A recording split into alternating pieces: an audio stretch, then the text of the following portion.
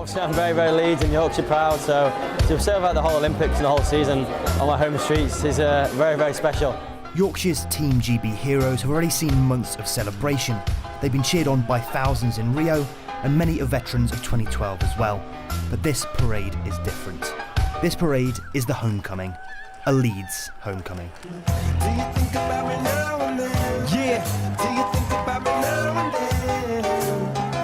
'Cause I'm coming home again. Yeah, I started Muay Thai when I was about 14. A couple of mates got me into it. I've loved it ever since. I've been training now for 7 years down at West Leeds Muay Thai.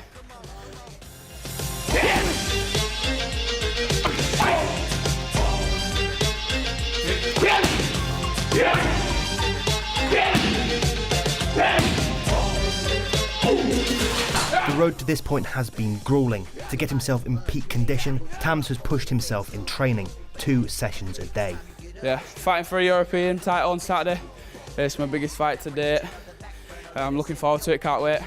Feeling confident.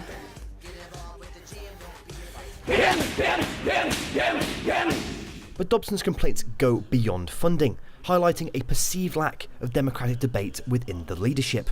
After the scrutiny meeting, the board recommended that the Green Care Home not be closed until agreement could be secured to convert it into a new NHS intermediate care facility. However, when this recommendation went to the council leadership for approval, the proposal included a caveat not included in the scrutiny recommendation, that if no agreement could be reached for the intermediate facility, the Green would have to close anyway. I was very fortunate at the start of my council career to chair a scrutiny board for 2 years, and I used to insist on the parity of esteem, that scrutiny is there to be listened to. When you initially backed Theresa May for the leadership of the Conservative Party, I asked you, should she call a general election? And you said, we don't vote for a Prime Minister at a general election, we vote for a manifesto. And there has been a serious amount of criticism of the Conservative Party for breaking a manifesto pledge on national insurance contributions. Does that commitment no longer apply?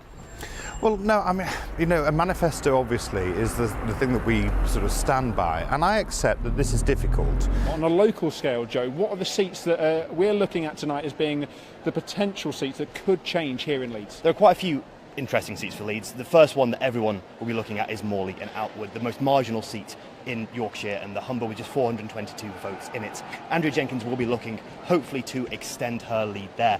Looking elsewhere in the city, we're looking at Leeds North West, Greg Mulholland's seats. There's been a massive drive, particularly amongst Labour, to get students, young voters signed up. It looks like they've been successful with a massive increase in the voter registration there, and early YouGov constituency level polls are putting that potentially under threat. Meanwhile, here on the Tory side of Town Hall, a little bit of a more muted atmosphere. Now, a couple of weeks ago, the Conservatives might have been expecting to use this bar to celebrate at this point in the night, but given the exit poll we've seen so far, they could be in for a bit more of a nervy evening.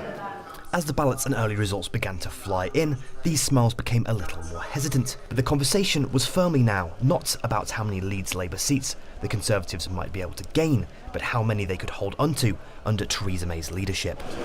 Mourners wishing to pay their respects have been trickling in from the early hours of this morning, with representatives travelling to Marketplace, whether from Birstall or Bateley, from West Yorkshire or Westminster. In a public show of unity, Jeremy Corbyn, David Cameron and Leeds MP Hilary Benn arrived in Marketplace to praise Jo Cox as a colleague and as a friend, and to send out the message that violence such as this must not be allowed to corrode this country's democratic process. In 2003, scientists were able to first successfully map a human genome, a complete set of human DNA charting every trait that makes us, us. That took over 10 years to achieve, but by the end of next year, the NHS is hoping to have completed the lengthy process of producing 100,000 of these maps, the most ambitious project of its kind in history. And the scientists here at Leeds Genetic Laboratory are on the front lines of this research. These lost earnings, in many cases as high as 70%, as well as a host of other management issues, have led to widespread dissatisfaction amongst traders, culminating last month with their demand for Sue Burgess to be removed. It is in this context that yesterday Sue Burgess issued a letter to traders setting out her voluntary retirement. There is no suggestion in the letter that this was a result of the traders' demands for her removal.